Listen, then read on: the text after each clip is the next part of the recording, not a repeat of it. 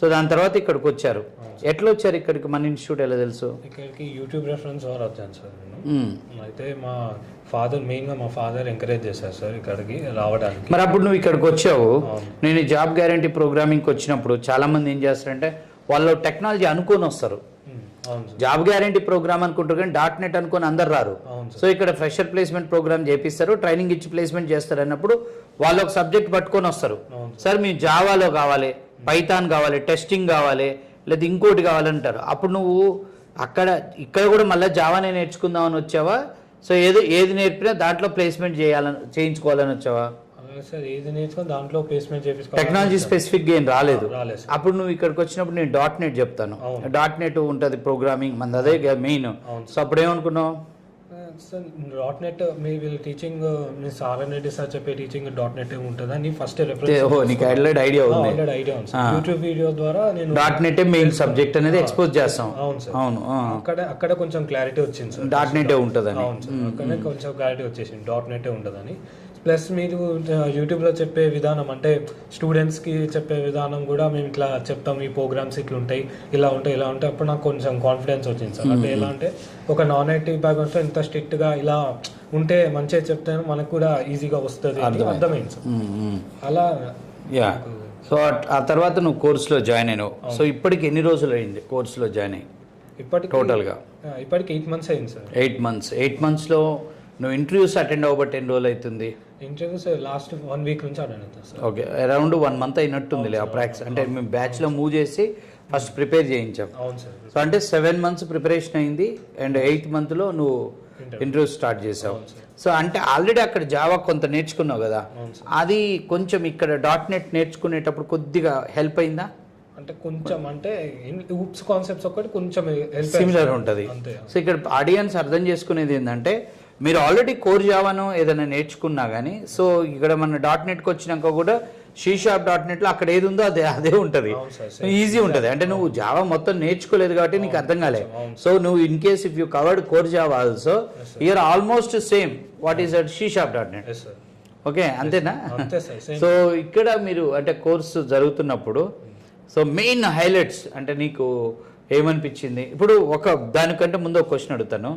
First of all before after what అంటే before ఈ course ఇప్పుడు ఆల్రెడీ నువ్వు బీకామ్ కంప్యూటర్స్, నువ్వు .NIT అని చెప్పకూడదు.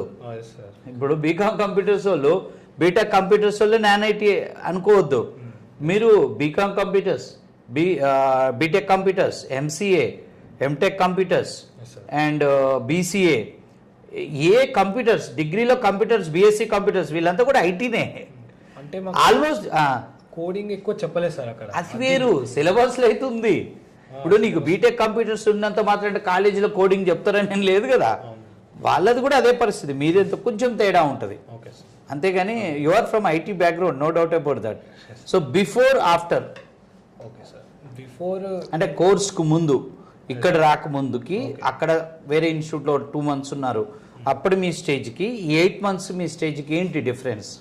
సార్ ఇక్కడికి వచ్చాక చాలా తేడా వచ్చింది సార్ నాకు. అక్కడ ఉన్నది ఇక్కడికి వచ్చాక అక్కడ ఏంటంటే బేసిక్గా నేను చేశాను కోర్సు, కాకపోతే నాకు అది యూస్ కాలేదు సార్. మెయిన్ ఎట్లా అంటే ఇప్పుడు సపోజ్ నాకు మెయిన్గా లాజికల్ ప్రోగ్రామ్స్ అవి ఇవి చాలా కష్టం అనిపించేది సార్. టఫ్ అనిపించేది చాలా చాలా అంటే చాలా సార్. అసలు నాకు స్ట్రింగ్ రివర్స్ ప్రోగ్రామ్ కూడా రాకపోయేది సార్ అక్కడ. ఫ్రాంక్గా చెప్తున్నాను సార్, స్ట్రింగ్ రివర్స్ ప్రోగ్రామ్ కూడా రాకపోయేది సార్ అక్కడ. కోడింగ్ భయం ఉండే చాలా సార్, అసలు చాలా అంటే చాలా సార్ కోడింగ్ అంటే భయం. సో ఇక్కడికి వచ్చిన తర్వాత నాకు ఏంటంటే ఆ కంఫర్ట్ వచ్చింది సార్. మెయిన్ గా కోడింగ్ లో కంఫర్ట్ వచ్చింది సార్ ఫస్ట్ థింగ్. అంటే ఇట్లా ఏ లాజికల్ ప్రోగ్రామ్ ఇచ్చా మీరు టీచింగ్ కానీ లేకపోతే బుక్స్, మెయిన్ గా మీ బుక్స్ ఉపయోగపడ్డాయి సార్ మీకు చాలా. సో ప్రాక్టీస్ చేసుకున్నాను సార్ మీ వీడియోలు చూసి కానీ ఏదైనా మీ టీచింగ్ కానీ అవి నాకు చాలా ఉపయోగపడ్డాయి సార్. ఓకే, దాని మూలంగా నేను కోడింగ్ నేర్చుకోగలిగాను. ఇప్పుడు your writing your own programs కదా. టోటల్ ఈ ఎపిసోడ్లో అంటే మన ట్రైనింగ్ ప్రోగ్రాంలో నీకు బాగా అంటే నువ్వు 8 months నుంచి నువ్వు తెలిసి రెగ్యులర్గా వస్తున్నావు, ఎన్ని లీవ్స్ ఉంటాయి? 2 to 3 లీవ్స్ అంతే సార్, కంటిన్యూగా వచ్చావు. అవును సార్, కంటిన్యూ. సో స్టార్టింగ్లో నీకు గుర్తుందో లేదో, మేము బయట కారిడార్లో కూర్చోబెట్టినప్పుడు నిన్ను మెంటర్గా చేశా. మెంటర్గా చేసి ఫ్రెషర్స్ని అంతా నీకు ఇచ్చేవాడిని. ఫ్రెషర్స్ని అంతా నీకు ఇస్తే నువ్వు వాళ్ళని గైడ్ చేసేవాడు. అది ఒక 1 month నడిచింది. అంటే is it help to you? Yes sir, mentorship? అది సార్ చాలా హెల్ప్ అయ్యాయి సార్. అంటే వాళ్ళకి ఎక్స్ప్లెయిన్ చేయడం మూలంగా నా సబ్జెక్ట్ కూడా కొంచెం పెరిగింది సార్.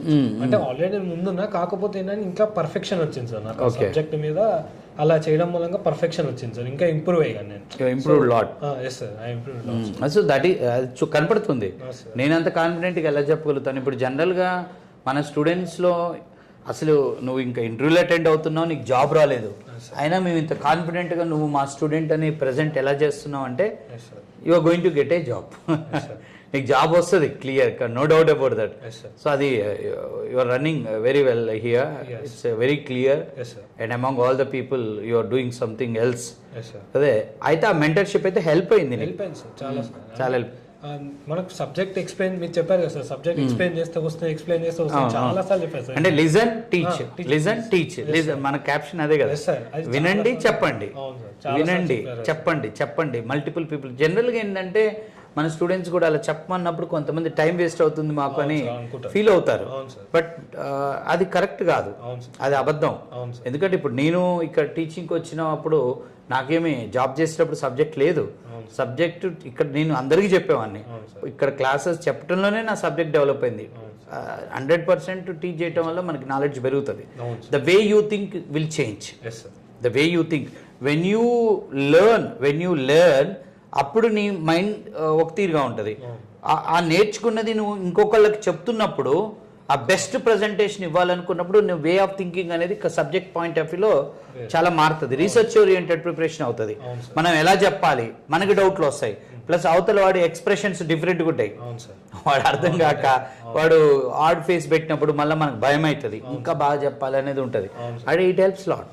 మనం చాలా డిగ్గింగ్ అయిపోద్ది సబ్జెక్ట్లో, అది బాగా ఉపయోగపడ్డది. నీది లాంగ్ జర్నీయే, 8 months అంటే నువ్వు చాలా డీటెయిల్గా వెళ్ళావు సబ్జెక్ట్లో, ప్రశాంతంగా వెళ్ళావా? అండ్ టైం వేస్ట్ చేసావా? ఏం టైం వేస్ట్ చేయలేదు సార్, నేను కూల్గా నేర్చుకున్నాను సార్. అదే ఇన్ని మంత్స్ పట్టాయని నాకేం లేదు, కానీ సబ్జెక్ట్ నేర్చుకోవాలి సార్, అంతే. రైట్. సో అప్పుడు